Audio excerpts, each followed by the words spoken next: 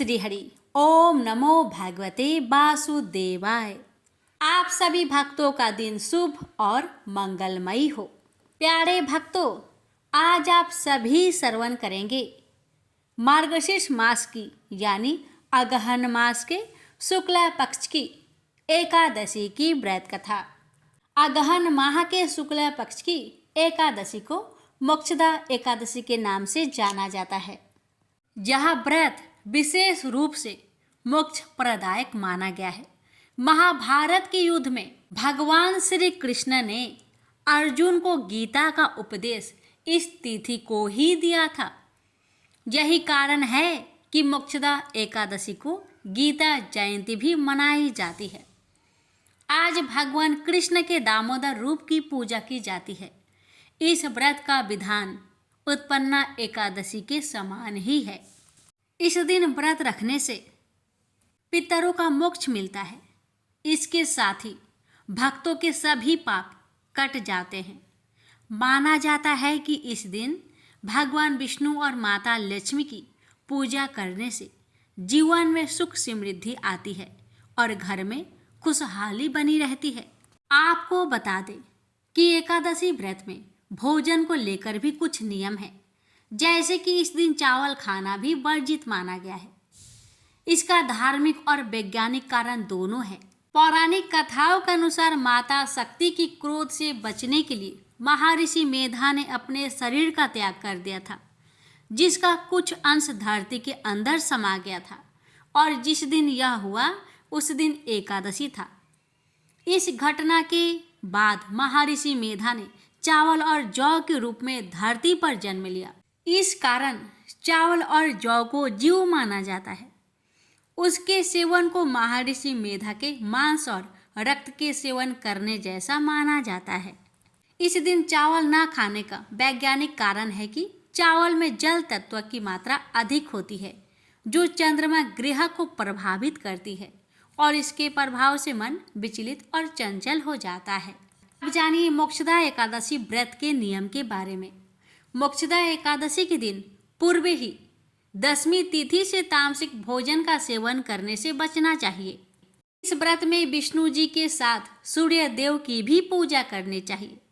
मोक्षदा एकादशी के दिन सुबह सूर्योदय से पहले उठे, स्नान आदि के बाद विष्णु जी का स्मरण करें और उनकी विधि विधान से पूजा करें। विष्णु भगवान को फल, फूल, नारियल, नैवेद्य समेत सभी पूजा सामग्री एकत्रित करें। इस दिन विष्णु जी को प्रसन्न करने के लिए गीता का पाठ करें और एकादशी व्रत की कथा को भी पढ़ें या फिर सुने। एकादशी व्रत के दिन ओम नमो भगवते वासुदेवाय, ओम नमो नारायण मंत्र का जाप करें। एकादशी व्रत में सायंकाल पूजा आरती के बाद फलाहार किया जा सकता है। एकादशी व्रत में ब्रह्मचार्य का नियमों का पालन करें। मोक्षदा एकादशी व्रत में चावल का सेवन वर्जित है। इस दिन भूलकर भी बड़े बुजुर्गों का अपमान ना करें और ना ही अपशब्द का इस्तेमाल करें। एकादशी व्रत के दिन तुलसी का पत्ता ना तोड़ने की सलाह दी जाती है। पूजा के लिए एक दिन पहले ही तुलसी जी के पत्ते को तोड़कर रख लीजिए। अब आइए प्यारे भक्तों, हम श्रवण करते हैं मोक्षदा एकादशी व्रत की संपूर्ण कथा। वीडियो के अंत में जानेंगे कि मोक्षदा एकादशी व्रत के पारण के नियम क्या है, किस प्रकार पारण करें जिससे व्रत का पूर्ण फल प्राप्त हो। तो आइए पहले श्रवण करते हैं मोक्षदा एकादशी की व्रत कथा। प्रेम से बोलिए जय श्री गणेश। मोक्षदा एकादशी की व्रत कथा। पौराणिक कथा के अनुसार गोकुल नगर में बैखानस नामक राजा का शासन था। एक दिन वह सपने में देखा कि उसके पिता नरक में है और कष्ट भोग रहे हैं। सुबह होते ही उसने अपने दरबार में विद्वानों को बुलवाया और उनसे अपने सपने के बारे में बताया। राजा ने बताया कि उसके पिता ने कहा है कि वे नरक में पड़े हुए हैं। वे यहाँ पर नाना प्रकार के कष्ट सहन कर रहे हैं। तुम नरक के कष्टों से मुझे मुक्ति दिलाओ। राजा ने कहा कि उसने जब से यह सपना देखा है तब से बड़ा ही परेशान और चिंतित है। राजा ने सभी विद्वानों से कहा कि आप सभी इस समस्या का कोई उपाय बताएं जिससे वह अपने पिता को नरक के कष्टों से मुक्ति दिला सके। यदि पुत्र अपने पिता को ऐसी स्थिति से मुक्ति नहीं दिला सकता तो फिर उसका जीवन व्यर्थ है। एक उत्तम पुत्र ही अपने पूर्वजों का उद्धार कर सकता है। राजा की बात सुनने के बाद सभी विद्वानों ने कहा कि यहाँ से कुछ दूर पर ही पर्वत ऋषि का आश्रम है। वे त्रिकालदर्शी है, उनके पास इस समस्या का समाधान अवश्य ही होगा। राजा अगले दिन पर्वत ऋषि के आश्रम में पहुंचे। उन्होंने प्रणाम किया तो पर्वत ऋषि ने आने का कारण पूछा। राजा ने आसन ग्रहण करने के बाद अपनी सारी बात पर्वत ऋषि को बताई। तब पर्वत ऋषि ने अपने तपोबल से उनके पिता के पूरे जीवन को देख लिया। पर्वत ऋषि ने राजा से कहा कि उन्होंने तुम्हारे पिता के किए गए पाप को जान लिया है। पूर्व जन्म में उन्होंने काम के वशीभूत होकर एक पत्नी को रति दी, लेकिन सौत के कहने पर दूसरी पत्नी को ऋतुदान नहीं दिया। उस पाप कर्म की वजह से वे नरक के दुख भोग रहे हैं। इस पर राजा ने इससे मुक्ति का उपाय पूछा। तब पर्वत ऋषि ने कहा कि तुम मोक्षदा एकादशी का व्रत को विधि पूर्वक करो और उसके पुण्य फल को अपने पिता के नाम से संकल्प कर दो। इससे तुम्हारे पिता नरक से मुक्त हो जाएंगे। तब मोक्षदा एकादशी आई तो राजा ने विधि पूर्वक व्रत और पूजन किया। फिर बताए अनुसार उसके पुण्य फल को पिता के नाम से संकल्प करा दिया। उस पुण्य फल के प्रभाव से वे मुक्त हो गए। उन्होंने अपने पुत्र से कहा कि तुम्हारा कल्याण हो। इसके बाद वे स्वर्ग चले गए। जो भी इस व्रत को करता है उसे मोक्ष की प्राप्ति होती है। प्रेम से बोलिए विष्णु भगवान की जय। एक बार की बात है, देवी सत्यभामा भगवान श्री कृष्ण के पास आती है और उनसे पूछती है, हे भगवान, हे स्वामी, आप नित्य तुलसी को जल देते हैं और देवी रुक्मणी नित्य तुलसी जी के पास दीपक जलाती है। इसके पीछे क्या रहस्य है? मुझे नहीं पता प्रभु। कृपया करके आप तुलसी को जल देने की और तुलसी के पास दीपक जलाने की महत्व सुनाइए। भगवान श्री कृष्ण कहते हैं, हे देवी सत्यभामा, तुमने अत्यंत महत्वपूर्ण प्रश्न किया है। देवी तुलसी लक्ष्मी का ही अवतार है। देवी तुलसी भगवान विष्णु को अत्यंत प्रिय है, इसलिए यह मुझे भी सबसे अधिक प्रिय है। मासों में कार्तिक और वनस्पतियों में मुझे तुलसी बहुत प्रिय है। जो भी मनुष्य तुलसी को जल देता है उस पर मेरी कृपा सदैव बनी रहती है। जो भी मुझे तुलसी पत्र डालकर भोग चढ़ाता है मैं उसे प्रेम से स्वीकार करता हूँ। तुलसी पत्र के बिना मैं किसी भी प्रकार का भोग स्वीकार नहीं करता। हे देवी, आज मैं तुम्हें तुलसी को जल देने और तुलसी के पास दीपक जलाने का महत्व कथा सुनाता हूँ, इसलिए तुम इस कथा को बड़े ही ध्यान से सुनो। जो भी स्त्री इस कथा को ध्यान से पूरा सुनती है वह सदा सुहागन रहती है। उसके घर में सुख समृद्धि आती है और दरिद्रता का नाश होता है। देवी सत्यभामा कहती है, हे स्वामी, मैं इस कथा को बड़े ही ध्यान से पूरा सुनूंगी। कृपया आप मुझसे वह कथा कहिए। तब भगवान श्री कृष्ण देवी सत्यभामा को वह कथा सुनाने लगते हैं। भगवान श्री कृष्ण जी कहते हैं, हे देवी, मध्य देश में श्याम शर्मा नाम का एक वैश्य अपनी पत्नी के साथ रहता था। वैश्य के पास किसी चीज की कोई कमी नहीं थी। ईश्वर की कृपा से उसके पास सब प्रकार के सुख ऐश्वर्य थे, किंतु उस वैश्य की कोई संतान नहीं थी, जिस कारण वे सदैव दुखी रहता था। उसे वैद्य ने संतान प्राप्ति के कई उपाय बताए, मगर उससे कोई फल प्राप्त न हुआ। उसने दान धर्म किया, अनेक प्रकार से वैद्य बुलवाए, उनसे भी नाना प्रकार के उपचार किए, पर उसे संतान की प्राप्ति नहीं हो रही थी। फिर एक दिन वह वैश्य महामुनि वशिष्ठ जी से मिलने के लिए उनके आश्रम पर जाता है। मुनि वशिष्ठ श्याम शर्मा का स्वागत करते हैं और कुशल मंगल पूछते हैं। तब वह श्याम शर्मा मुनि वशिष्ठ से कहते हैं, हे मुनिवर, मैं बहुत दुखी हूँ, बहुत परेशान हूँ।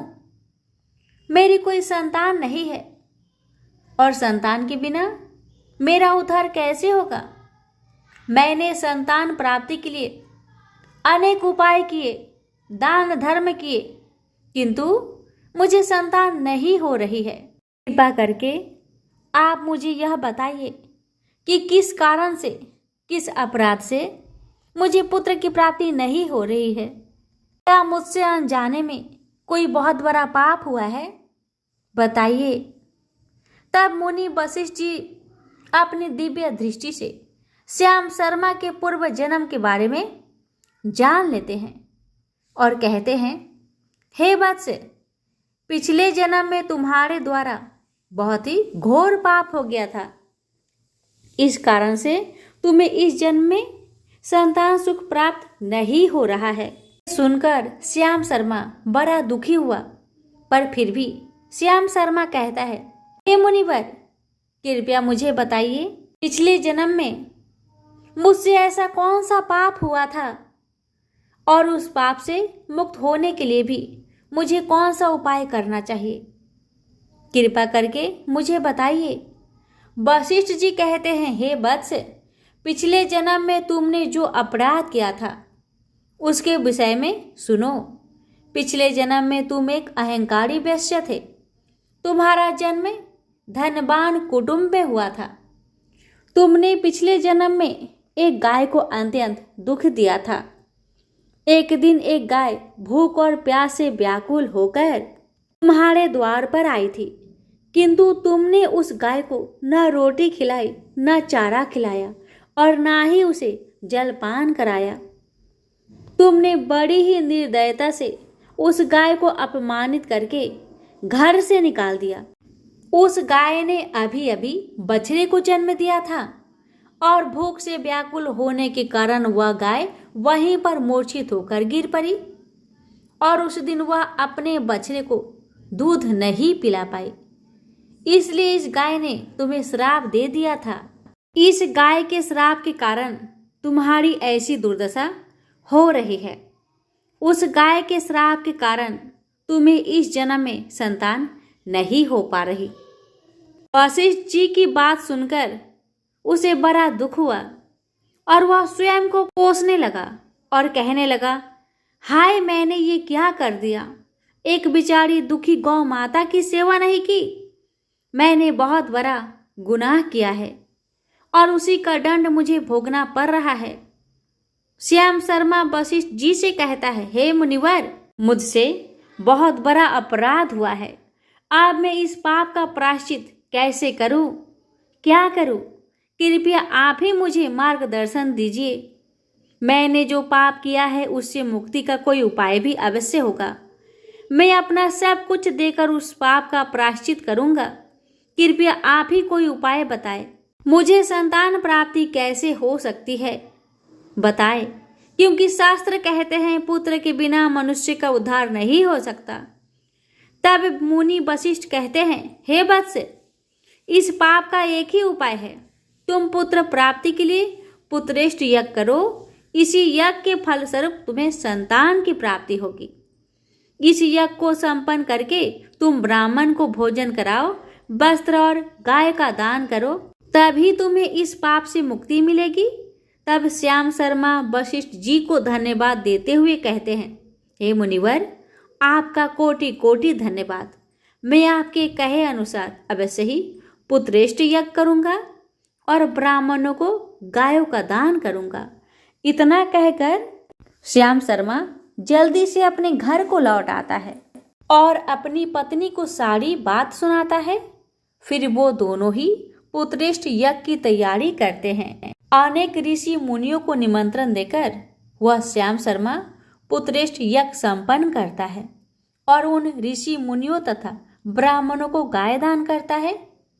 यज्ञ के संपन्न होने के पश्चात यज्ञ की आग से अग्निदेव प्रकट होते हैं और उस श्याम शर्मा से कहते हैं, हे श्याम शर्मा, आज तुम्हारा यज्ञ सफल हुआ है। तुमने पुत्र प्राप्ति के लिए यह यज्ञ किया था, इसलिए तुम्हें मेरी कृपा से एक पुत्र की प्राप्ति होगी, किंतु तुम्हारे पुत्र की आयु केवल 18 वर्ष की ही होगी और 18 वर्ष समाप्त होने के पश्चात तुम्हारा पुत्र की मृत्यु हो जाएगी। इतना कहकर अग्निदेव अंतर्ध्यान हो जाते हैं। पुत्रेष्ठ यज्ञ करके और अग्निदेव से पुत्र का वरदान प्राप्त करके वह श्याम शर्मा बहुत प्रसन्न तो हुआ, किंतु उसे बड़ा दुख भी हुआ। श्याम शर्मा ने सोचा, पुत्र न होने से अच्छा है कम आयु वाला पुत्र ही ठीक है। फिर वह पहले की तरह अपने काम में लगा रहा। कुछ ही दिनों पश्चात उसकी पत्नी ने गर्भ धारण किया। श्याम शर्मा ने पुत्र के जन्म से पूर्व किए जाने वाले सभी संस्कार किया और फिर उसे एक अत्यंत सुंदर पुत्र की प्राप्ति हुई। वह बालक बड़ा ही तेजस्वी दिखाई पड़ रहा था। श्याम शर्मा ने पुत्र के जन्म के बाद किए जाने वाले भी सभी संस्कार किया और पुत्र को गुरुकुल में शिक्षा प्रदान की। श्याम शर्मा का पुत्र जैसे जैसे बड़ा होने लगा, श्याम शर्मा को बहुत अधिक चिंता सताने लगी। फिर जब उसका पुत्र 16 वर्ष का हुआ तो श्याम शर्मा की पत्नी ने उससे कहा, अब हमें अपने पुत्र का विवाह कर देना चाहिए, हमारा पुत्र अब विवाह के योग्य हो गया है। श्याम शर्मा ने कहा, हे प्रिय, विधि के विधान के अनुसार हमारे पुत्र की आयु केवल 18 वर्ष की ही है। 18 वर्ष के पश्चात हमारे पुत्र की मृत्यु हो जाएगी, इसलिए इसका विवाह करके किसी कन्या के जीवन को बर्बाद नहीं करना चाहिए। वह तो 2 वर्षों बाद विधवा हो जाएगी, फिर उसे जीवन में अनेक कष्ट सहन करने पड़ेंगे। लेकिन श्याम शर्मा की पत्नी नहीं मानी। वह अपने पुत्र का विवाह होता देखना चाहती थी। श्याम शर्मा की पत्नी कहती है, हे नाथ, कुछ भी हो, मैं अपनी पुत्र को अविवाहित मरते हुए नहीं देख सकती। हमारे पास किस चीज की कमी है बताइए। हमारी पुत्र वधू इस संपत्ति को प्राप्त करके सुखी जीवन जी सकती है, इसलिए अब आप संकोच ना करें और हमारे पुत्र के लिए सुंदर कन्या की खोज करें। अपनी पत्नी की मन के आगे श्याम शर्मा की एक ना चली और फिर वह पुत्र के विवाह के लिए मान गया। फिर उसने पास की ही नगर में रहने वाले एक अत्यंत गरीब वैश्य की पुत्री के साथ अपने पुत्र का विवाह संपन्न किया। श्याम शर्मा की बहू का नाम सुभद्रा था। वह अत्यंत गुणवान, चरित्रवान और प्रतिव्रता नारी थी। वह अपने पति की मृत्यु की बात को नहीं जानती थी। सुभद्रा नित्य अपने सास ससुर और अपने पति की सेवा करने लगी। वह सभी के साथ बड़े प्रेम से रहा करती थी, कभी भी बड़ों की आज्ञा का उल्लंघन नहीं करती थी। उसने अपनी मधुर वाणी और कार्य कुशलता से सभी के दिल को जीत लिया था। इस प्रकार से 2 साल बीत गए और फिर वह समय निकट आ गया जब श्याम शर्मा की पुत्र की मृत्यु होने वाली थी। श्याम शर्मा को बड़ा भय लगने लगा। फिर एक दिन उसने अपनी बहू को बुलाया और कहा, बहू, मुझे माफ कर दो, बहू, मुझे माफ कर दो। बहू कहने लगी, हे पिताश्री, आप मुझसे क्षमा क्यों मांग रहे हैं? तब श्याम शर्मा ने कहा, मैंने तुम्हारे साथ बड़ा अन्याय किया है। सुभद्रा ने कहा, हे ससुर जी, आप ऐसा क्यों कह रहे हैं? आप मुझसे क्षमा मांगकर मुझे लज्जित ना कीजिए। मैं आपसे छोटी हूँ, आपकी पुत्री के समान हूँ। कृपया आप संकोच ना करते हुए आपके मन में जो भी बात हो मुझसे कहिए, मैं आपकी आज्ञा का पालन अवश्य करूँगी। फिर श्याम शर्मा कहने लगा, हे पुत्री, तुम कल्याणी हो, तुम एक महान पतिव्रता हो, किंतु मेरे पुत्र के साथ तुम्हारा विवाह होने से पूर्व मैंने तुमसे एक बात छुपाई है। हमें पुत्र की प्राप्ति पुत्रेष्ठ यज्ञ करने के बाद हुई थी और अग्निदेव ने हमें यह कहते हुए पुत्र प्राप्ति का आशीर्वाद दिया था कि हमारे पुत्र की आयु केवल 18 वर्ष की होगी। 18 वर्ष के बाद हमारे पुत्र की मृत्यु हो जाएगी। अपने ससुर की बात सुनकर सुभद्रा ने कहा, हे ससुर जी, बस इतनी सी बात, आप चिंता न कीजिए। मैं आपको वचन देती हूँ कि आपकी पुत्रवधू मैं कभी विधवा नहीं होगी। आपके पुत्र के प्राणों की रक्षा करूँगी। आप बस मुझे एक दीपक, जल का घड़ा और एक गाय ला कर दीजिए। मेरे पति के प्राणों की रक्षा इन्हीं से होगी। सुभद्रा की बात सुनकर श्याम शर्मा को बड़ा आनंद हुआ और वह कहने लगा, हे बहू, जैसी तुम्हारी इच्छा मैं तुम्हें वह सब लाकर देता हूँ। इतना कहकर श्याम शर्मा ने अपने बहू को वह तीनों चीज लाकर दी। फिर जब वह दिन निकट आया जिस दिन सुभद्रा के पति की मृत्यु होने वाली थी, उस दिन सुभद्रा ने सुबह उठते ही तुलसी जी को जल चढ़ाया और तुलसी जी को प्रणाम करते हुए पौधे पर एक चुनरी बांध दी और तुलसी माता से प्रार्थना करने लगी, हे माँ, मैं आपको चुनरी चढ़ा रही हूँ। कृपया अब आप ही मेरे सुहाग की रक्षा कीजिए। फिर सुबह के समय यमराज का एक दूत श्याम शर्मा के पुत्र के प्राण लेने के लिए आया। जैसे ही वह घर में प्रवेश करने लगा, तब तुलसी की पौधे ने उसे रोक दिया और कहा, हे यमदूत, इस घर में निवास करने वाली बहू ने मुझे चुनरी चढ़ाई है और इसलिए अब मैं उसके सुहाग की रक्षा कर रही हूँ। तुम इसके घर में प्रवेश नहीं कर सकते। इतना कहकर तुलसी जी ने यमराज के उस दूत को घर में जाने से रोक दिया। वह दूत भयभीत होकर सुभद्रा के पति के प्राण लिए बगैर ही यमपुरी लौट गया। यमपुरी में जाकर उसने यमराज से कहा, हे धर्मराज, मैं धरती लोक पर एक पुरुष के प्राण लेने के लिए गया था, किंतु तुलसी जी के पौधे ने मेरा रास्ता रोक लिया। उस तुलसी जी के पौधे के कारण मैं घर में प्रवेश नहीं कर पा रहा था। इस बात पर यमराज को बड़ा क्रोध आया। फिर उन्होंने अन्य 2 दूतों को बुलाया और कहा, अब तुम शाम के समय सुभद्रा के घर जाओ। जब तुलसी का पौधा सो रहा होगा, तुम उसके पति के प्राण लेकर यमलोक में चले आना। फिर शाम के समय यमराज के 2 दूत सुभद्रा के घर की ओर निकल पड़े। सुभद्रा ने शाम होते ही तुलसी जी के पास एक घी का दीपक जला दिया और उससे प्रार्थना की, हे दीपक, अब तुम ही मेरे पति की प्राणों की रक्षा करो। यम के दूत मेरे पति के प्राण लेने के लिए आ रहे हैं। अब तो फिर शाम हो गई। तुलसी जी का पौधा सो गया और यमराज के 2 दूत सुभद्रा के घर के सामने आकर खड़े हो गए और सोचने लगे, अब तो इस मनुष्य के प्राण लेकर ही यमपुरी में लौटेंगे।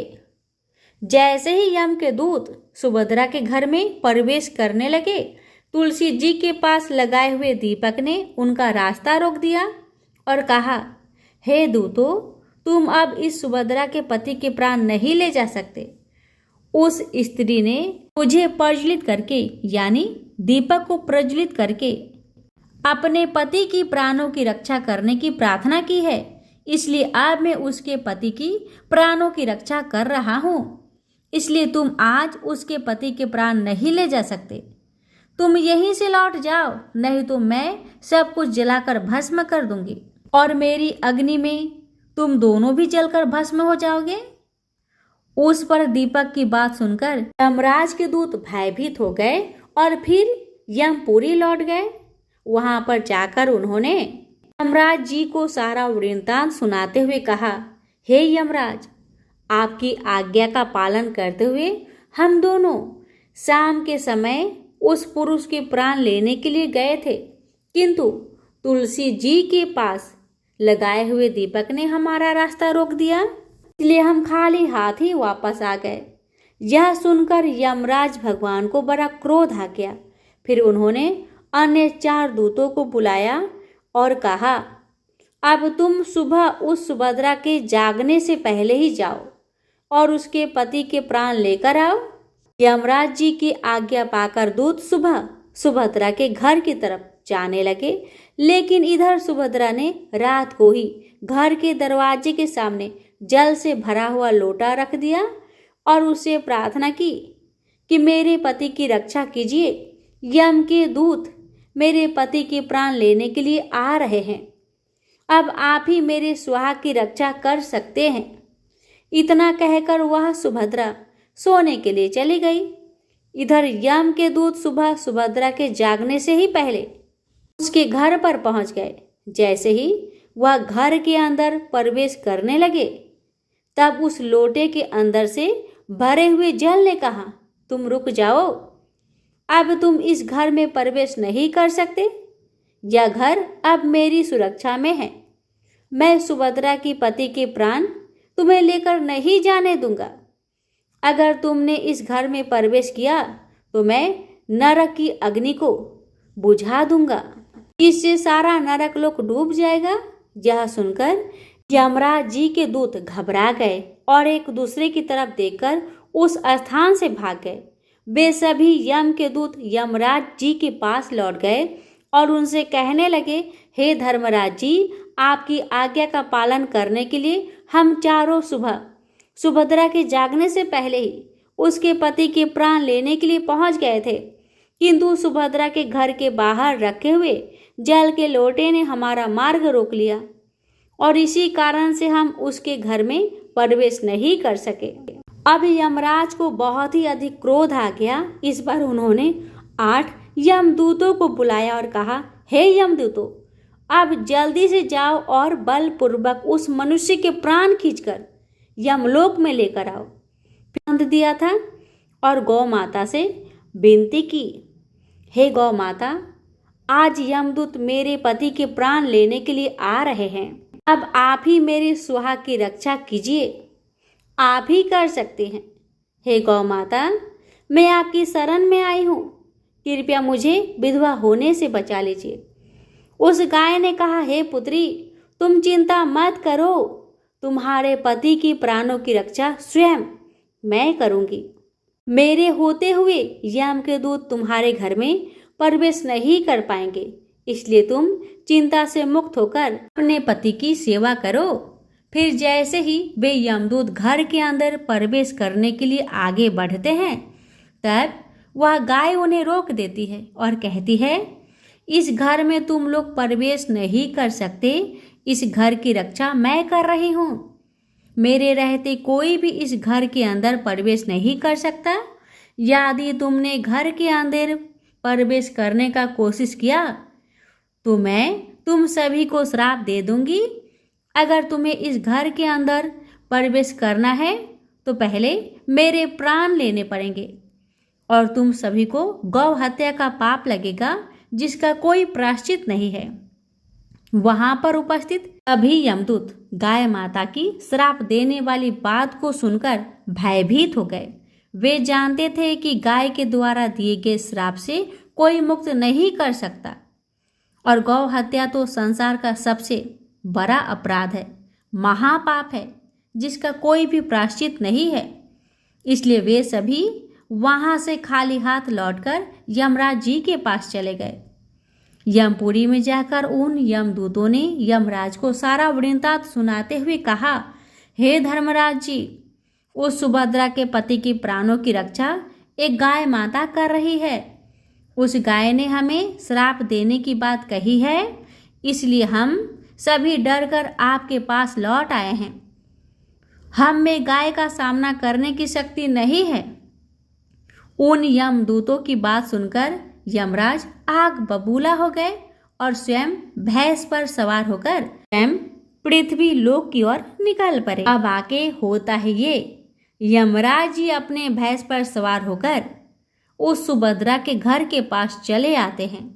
यमराज को अपने घर के सामने खड़ा हुआ देखकर सुभद्रा भयभीत हो गई और जल्दी से आकर यमराज जी के चरण स्पर्श करके उन्हें नमस्कार करती है और उनकी स्तुति करने लगी। हे यमराज, आप तो तीनों लोकों के प्राणियों पर कृपा करने वाले महान देवता है। इस संसार के समस्त प्राणियों के पाप और पुण्य का लेखा जोखा आप अपने पास रखते हैं। हे न्याय के देवता धर्मराज जी, मैं सत्य धर्म का पालन करने वाली पतिव्रता स्त्री हूँ। मैं आपको बारंबार नमस्कार करती हूँ। कृपया मुझे आशीर्वाद दीजिए। सुभद्रा के द्वारा की गई स्तुति से यमराज बहुत प्रसन्न हो जाते हैं और उसे अनजाने में ही सदा सुहागन रहो ऐसा कहकर आशीर्वाद देते हैं। फिर जब यमराज सुभद्रा के पति के प्राण ले जाने के लिए आगे बढ़ते हैं तो सुभद्रा कहती है, हे धर्मराज, आपने अभी मुझे सदा सुहागन रहने का आशीर्वाद दिया है और अब आप मेरे पति के प्राण ले जा रहे हैं। इससे तो आपका आशीर्वाद झूठा साबित हो जाएगा।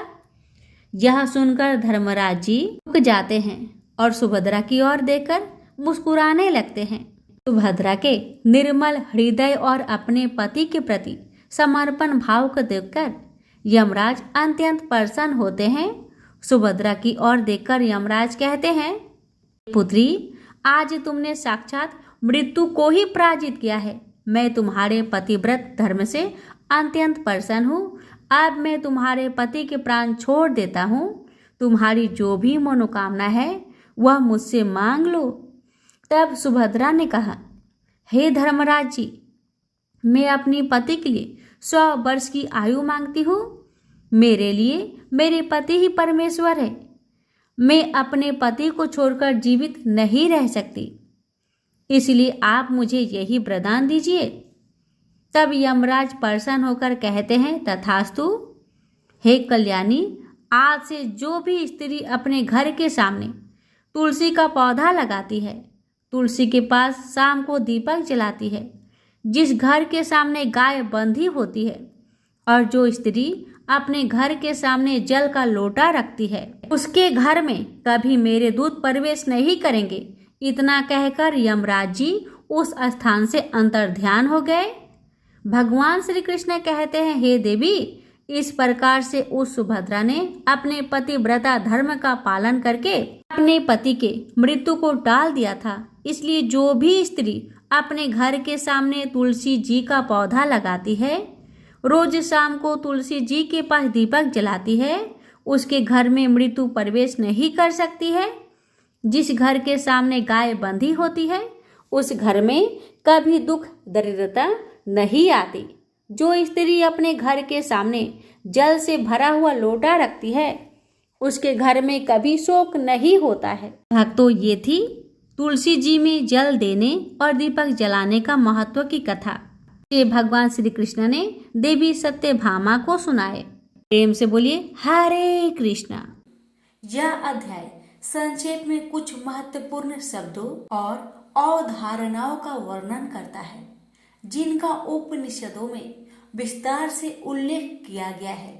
इसमें यह वर्णन भी किया गया है कि मृत्यु के पश्चात आत्मा के गंतव्यों का निर्धारण किस प्रकार से होता है।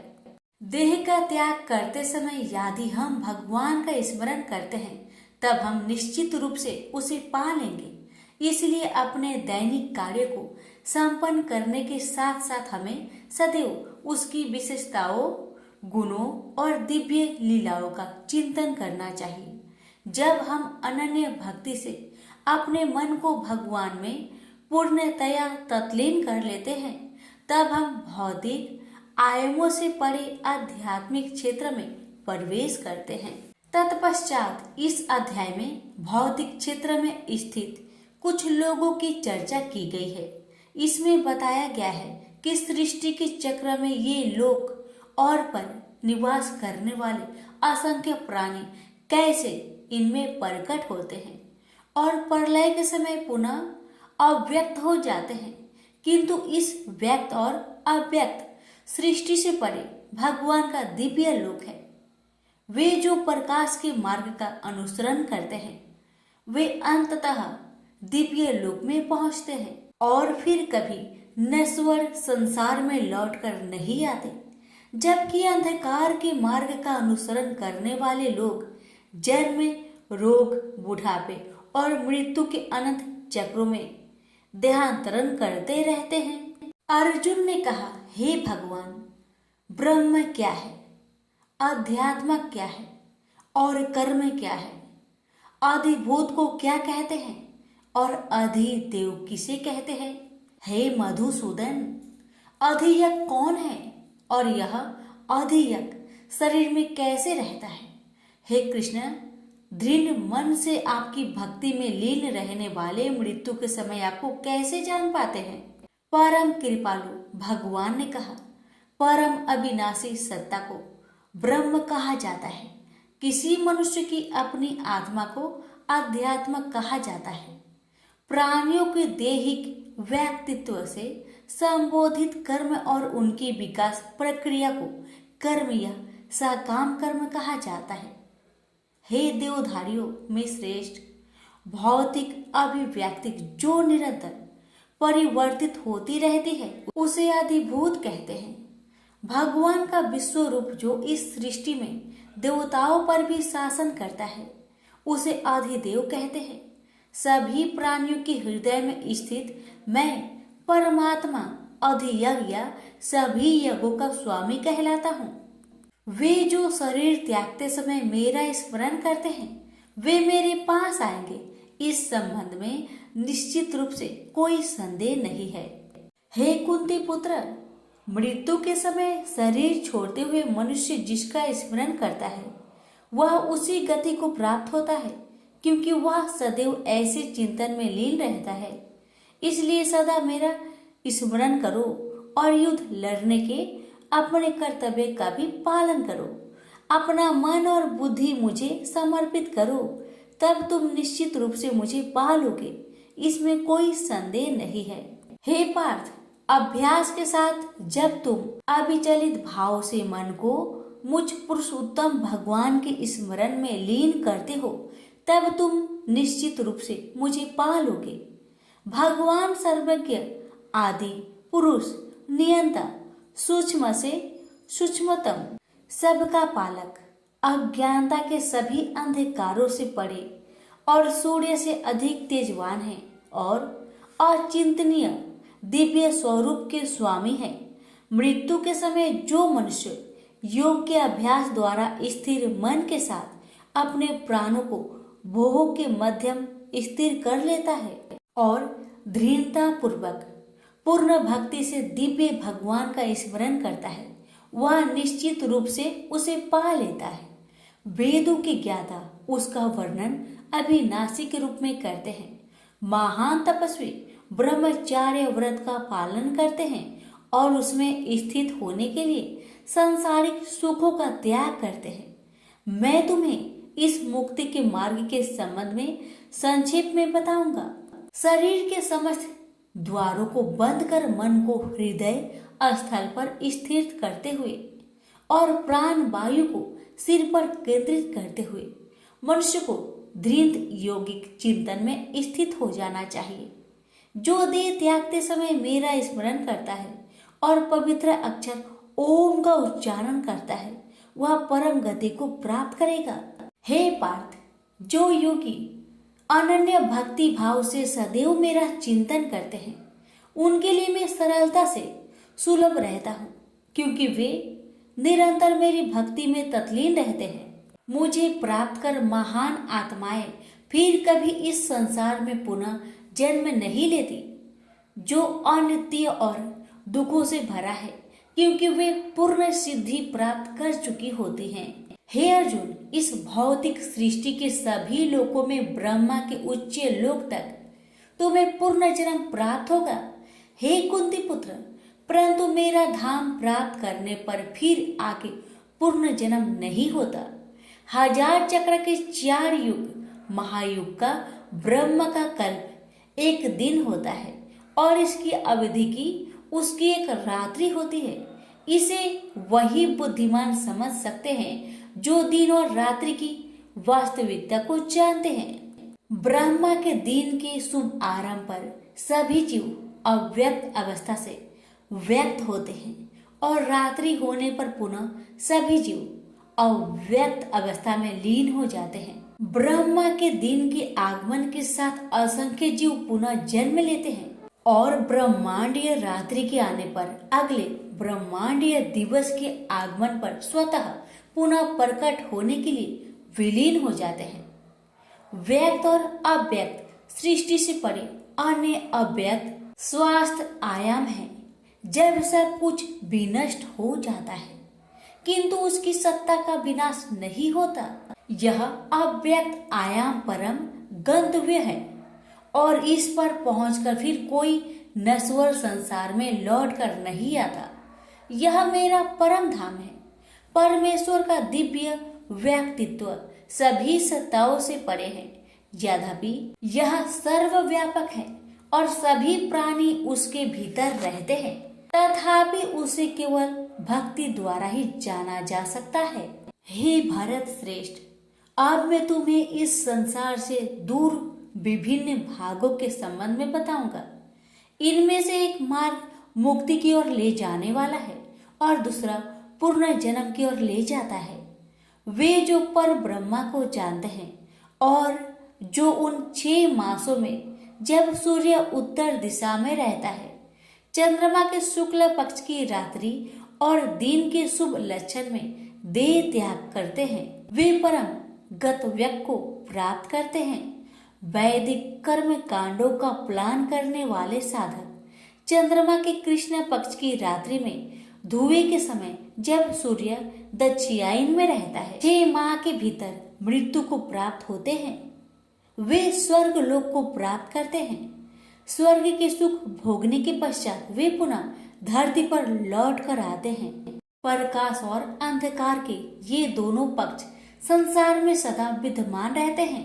प्रकाश का मार्ग मुक्ति की ओर तथा अंधकार का मार्ग पूर्ण जन्म की ओर ले जाता है। हे पार्थ, जो योगी इन दोनों मार्ग का रहस्य जानते हैं वे कभी मोहित नहीं होते, इसलिए वे सदैव योग में स्थिर रहते हैं। हे योगी, इस रहस्य को जान लेते हैं वे विधि पैमान तपस्या यज्ञों के अनुष्ठान और दान से प्राप्त होने वाले फलों से परे और अधिक लाभ प्राप्त करते हैं।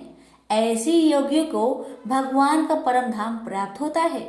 प्रेम से बोलिए श्री कृष्ण भगवान की जय। भगवान शिव कहते हैं, देवी अब 8वें अध्याय का महात्म्य सुनो। उसके सुनने से तुम्हें बड़ी प्रसन्नता होगी। लक्ष्मी जी के पूछने पर भगवान विष्णु ने उन्हें इस प्रकार 8वें अध्याय का महात्म्य बतलाया। दक्षिण में आमदर्कपुर नामक एक प्रसिद्ध नगर है। वहां भाव शर्मा नामक एक ब्राह्मण रहता था, जिसने वैश्या को पत्नी बनाकर रखा था। वह मांस खाता, मदिरा पीता, श्रेष्ठ पुरुषों का धन चुराता, पराई स्त्री से व्यभिचार करता और शिकार खेलने में दिलचस्पी रखता था। वह बड़े भयानक स्वभाव का था और मन में बड़े बड़े हौसले रखता था। एक दिन मदिरा पीने वालों का समाज जुटा था। उसमें भाव शर्मा ने भरपेट तारी पी, खूब गलित कर उसे चढ़ाया। अतः अजीर्ण से अत्यंत पीड़ित होकर वह परमात्मा कालवश मर गया और बहुत बड़ा तार का वृक्ष हुआ।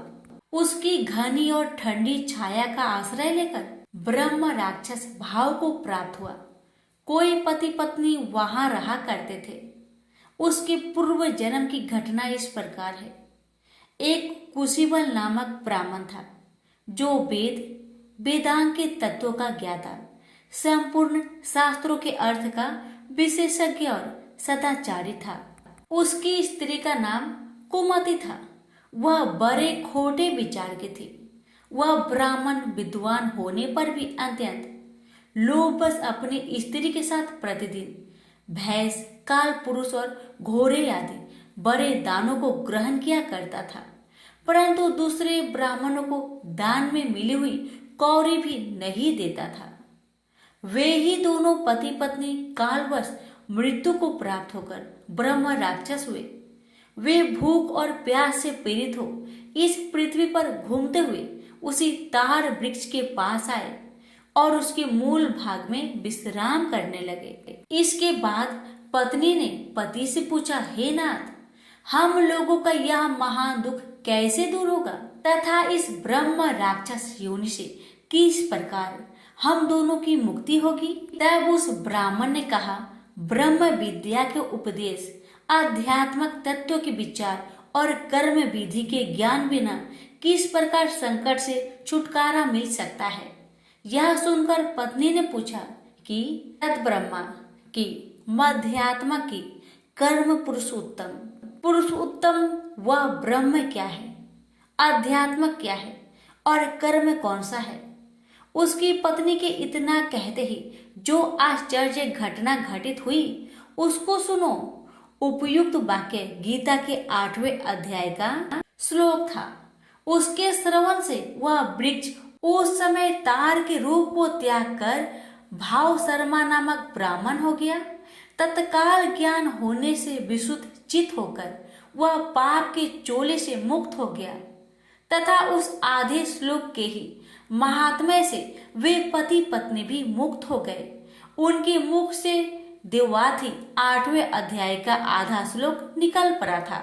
तदंतर आकाश से एक दिव्य विमान आया और वे दोनों पति पत्नी उस विमान पर आरूढ़ होकर स्वर्ग लोक को चले गए। वहां का यह सारा वृत्तांत अत्यंत आश्चर्यजनक था।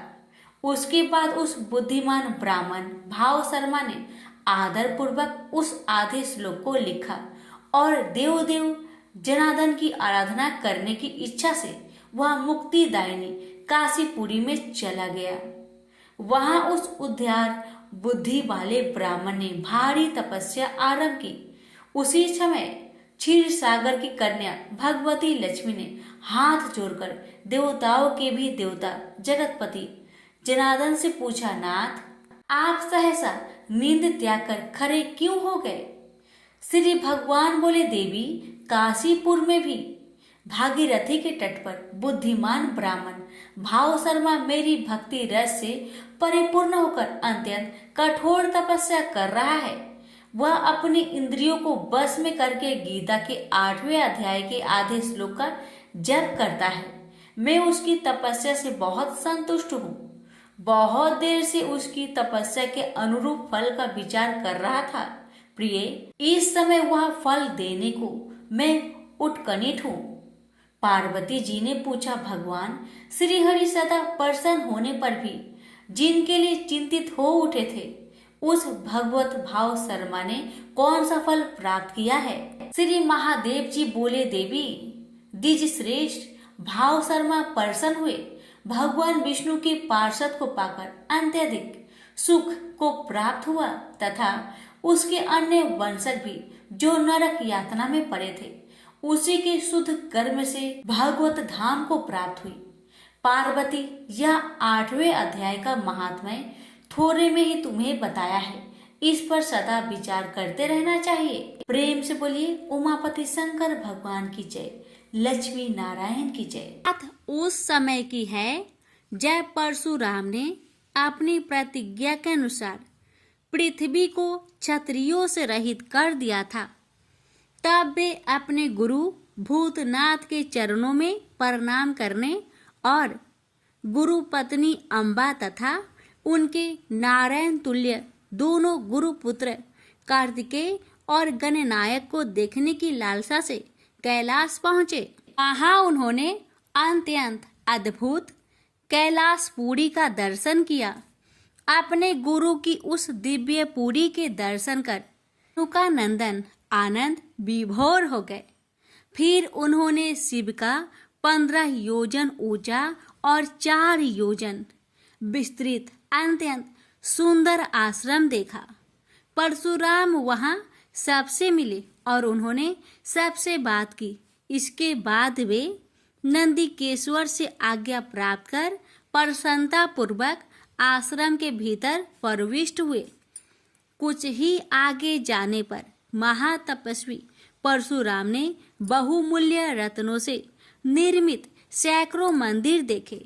उन्होंने वहां का भीतरी द्वार देखा जो नाना प्रकार की चित्रकारी से चित्रित तथा हीरे मोतियों की गुथी हुई मालाओं से अत्यंत शोभ्यमान था। परशुराम ने द्वार के बाएं भाग में अपने गुरु पुत्र कार्तिकेय को देखा, पर दाहिने और पार्वती नंदन गणेश तथा शिव पार्वती का अवलोकन किया। वे वहां रत्नाभरण भूषित बहुमूल्य रत्नों से बने सिंहासनों पर आसीन थे। परशुराम सबसे मिलते और प्रेम पूर्वक बात करते हुए प्रसन्नचित चित्त से आगे बढ़े ही थे कि गणेश ने उन्हें देखकर कहा, शूलपाणी इस समय शयन कर रहे हैं। मैं उन परम प्रभु की आज्ञा प्राप्त कर तत्काल तुम्हें साथ ले चलूंगा। बस इतनी देर रुक जाओ। परशुराम ने गणेश के सम्मुख खड़े खड़े उत्तर दिया, बंधुवर, मैं अपने गुरु शिव व माता पार्वती के दर्शन करना चाहता हूँ। मैं उनके चरणों में प्रणाम कर अभी लौट जाऊंगा। गणेश ने उन्हें अनेक प्रकार से समझाते हुए कहा, इस समय भूतेश्वर शिव एवं माता पार्वती अंतःपुर में है, अतः अभी आपको वहां नहीं जाना चाहिए।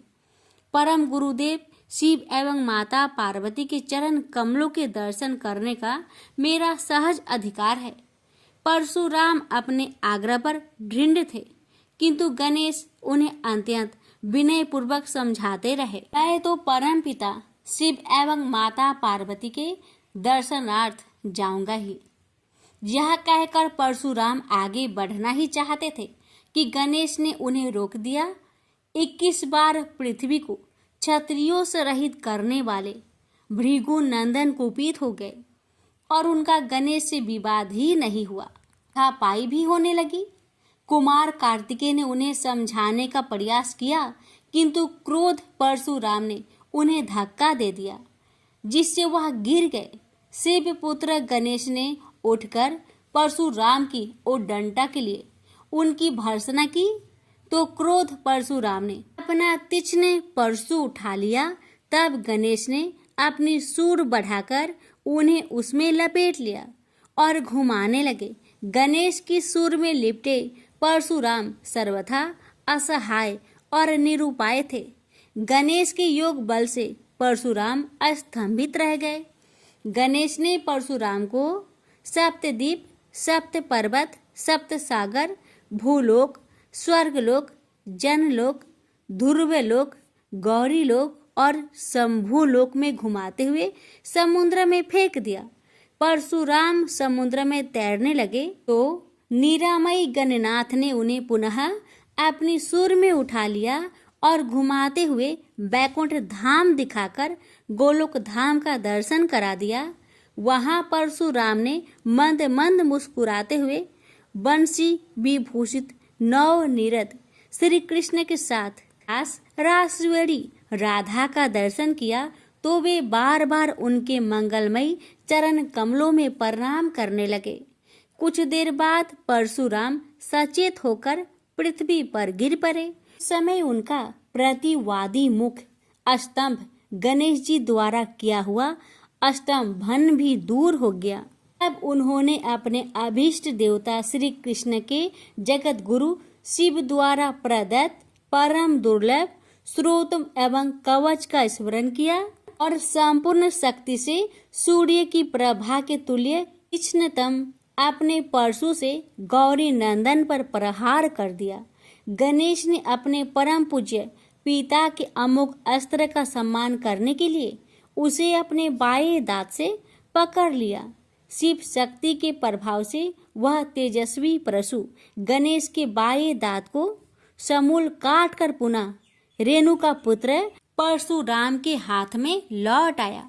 गणेश का दांत टूटते ही भयानक गर्जना हुई और रक्त का फवारा फूट पड़ा। मुंह से निकलकर रक्त से सना दांत भूतल पर गिर पड़ा। उस समय धरित्री कांप उठी। यह दृश्य कार्तिकेय, क्षेत्रपाल आदि पार्षद तथा शून्य में देवगण अत्यंत भयभीत होकर हाय हाय करने लगे। कैलाशवासी डर से मूर्छित हो गए। निंद्रापति सुधत्मा शिव की निंद्रा भंग हुई। बेटा यह क्या हुआ? दौड़ी हुई पार्वती आई तो उन्होंने अपने पुत्र गणेश के टूटे दांत तथा रक्त से सने हुए मुंह को देखा और देखा कि उनके हृदय खंड गणेश क्रोध शून्य परम शांत लज्जा से सिर झुकाए खड़े हैं।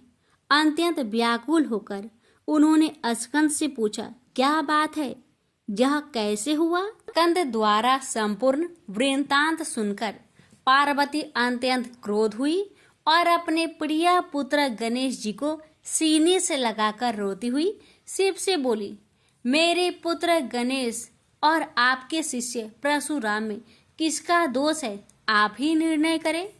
फिर माता पार्वती ने अपने सम्मुख परशुराम को शिव के प्रमोदक द्वारा चरण कमलों की निर्भयता पूर्वक सेवा करते हुए देखकर कहा, हे महाभाग राम, तुम योगियों के गुरु देवाधिदेव महादेव के शिष्य हो, तुम शुद्ध मन वाले हो, तुम्हारी अशुद्धता का कारण मेरी समझ में नहीं आ रहा।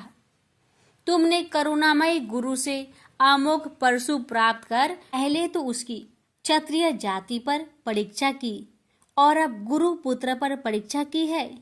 श्रुति गुरु दक्षिणा देने का निर्देश करती है और तुमने अत्यंत निर्दयता पूर्वक गुरु पुत्र का समूल एक दांत ही नष्ट कर दिया। अब इसका सिर भी काट डालो। चरमता का अमोघ परशु प्राप्त कर ले तो क्षुद्र श्रृंगाल भी वनराज को मार सकता है। इतना कहकर क्रोध से भगवती पार्वती परशुराम को मारने के लिए प्रस्तुत हो गई। भयवश परशुराम ने मन ही मन करुणा सागर गुरु को प्रणाम कर अपने इष्ट देव गोलोकनाथ श्री कृष्ण का स्मरण किया। तभी पार्वती ने अपने सम्मुख एक बौने ब्राह्मण बालक को देखा। उस पर तेजस्वी ब्राह्मण बालक को देखकर आतुरता से भगवान शंकर ने भक्ति पूर्वक मस्तक झुकाकर प्रणाम किया। उसके बाद माता पार्वती ने भी उसे प्रणाम किया। परम तेजस्वी ब्राह्मण बालक ने शिव एवं पार्वती को शुभ आशीर्वाद प्रदान किया।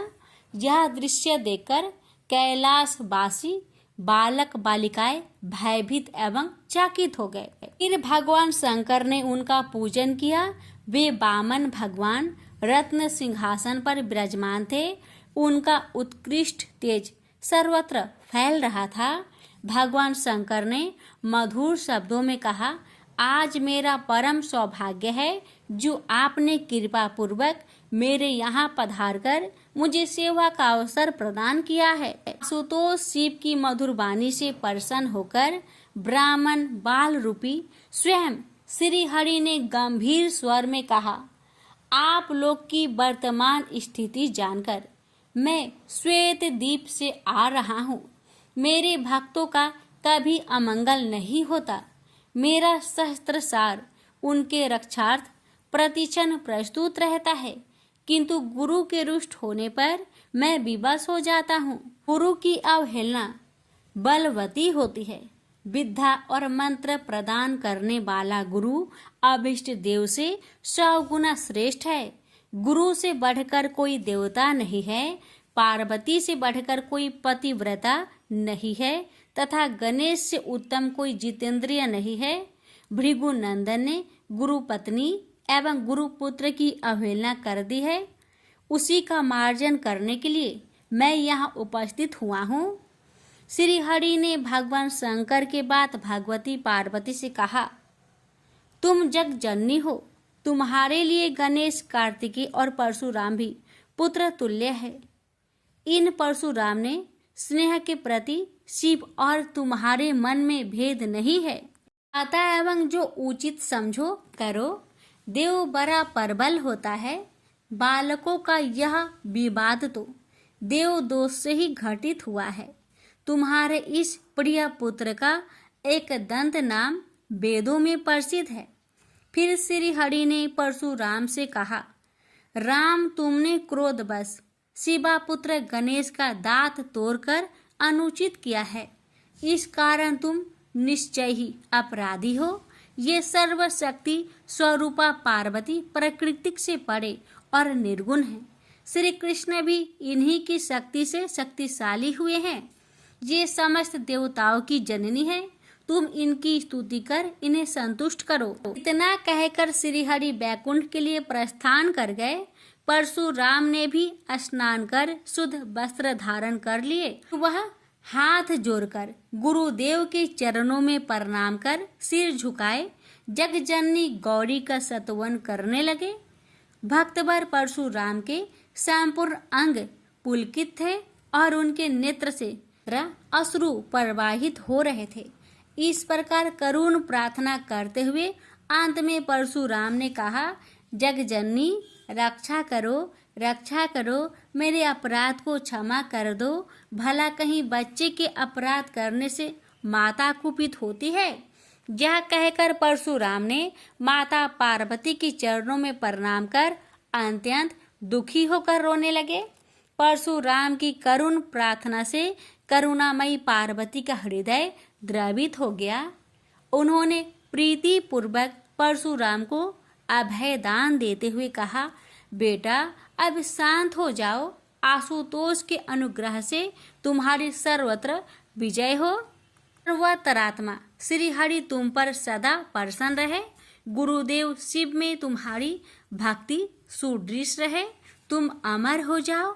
इसी प्रकार दयामयी पार्वती ने परशुराम को आशीर्वाद दिया और वे अपने अंतपुर में चली गई।